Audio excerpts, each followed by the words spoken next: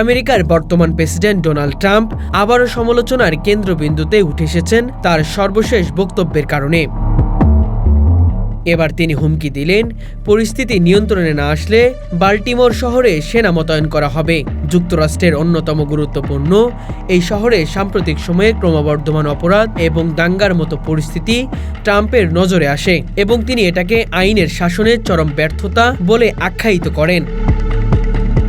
তার দাবি, স্থানীয় প্রশাসন এবং ডেমোক্র্যাট নেতৃত্বের অদক্ষতা ও অবহেলার কারণে বাল্টিমোর একটি অপরাধপ্রবল জোনে পরিণত হয়েছে।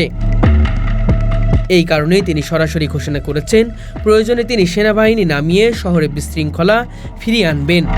ট্রাম্পের এই মন্তব্য ইতিমধ্যেই মার্কিন রাজনীতিতে তীব্র বিতর্ক শুরু হয়েছে। সমালোচকরা বলছেন, এটি গণতান্ত্রিক কাঠামোর প্রতি সরাসরি হুমকি এবং স্থানীয় সরকারের কর্তৃত্বকে খর্ব করার চেষ্টা। বাল্টিমোর শহর বহুদিন ধরেই নানা সামাজিক সমস্যা, দারিদ্র্য, বেকারত্ব এবং গ্যাং সংহতির শিকার। আইনশৃঙ্খলা বাহিনী অপরাধ দমাতে বিশেষ উদ্যোগ নিলেও হত্যাকাণ্ড এবং মাদক ব্যবসার মতো অপরাধ নিয়ন্ত্রণ আনা সম্ভব হয়নি। ট্রাম্পের আগেও একাধিকবার বাল্টিমোরকে বিপর্যস্ত বলে নোংরা শহর আখ্যা দিয়েছিলেন। এরপর তিনি যে সরাসরি সেনা মোতায়েনের হুমকি দিলেন, সেটি অনেকের কাছে অস্বাভাবিক হলেও ট্রাম্প নিজেকে শক্তিশালী আইন শৃঙ্খলা নেতার হিসেবে প্রতিষ্ঠিত করার আরেকটি কৌশল বলে বিশ্লেষকরা মনে করছেন।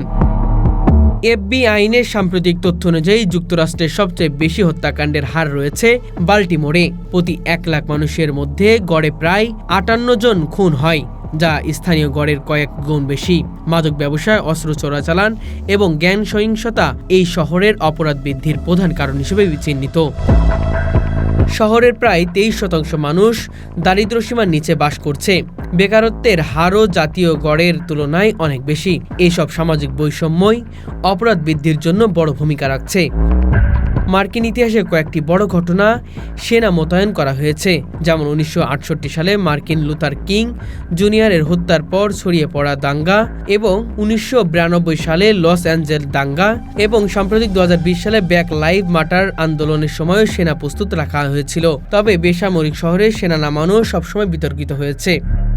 প্রেসিডেন্ট থাকাকালীন সময়ে ট্রাম্প বাল্টিমোরকে বারবার আক্রমণ করেছেন। 2019 সালে তিনি শহরটিকে ইঁদুর ভরা নোংরা গর্ত বলে অভিহিত করেছেন, যা নিয়ে ব্যাপক সমালোচনা হয়। তার বিরোধীরা মনে করেন ট্রাম্প রাজনৈতিক উদ্দেশ্যে শহরটির দুরবস্থা ব্যবহার করছে।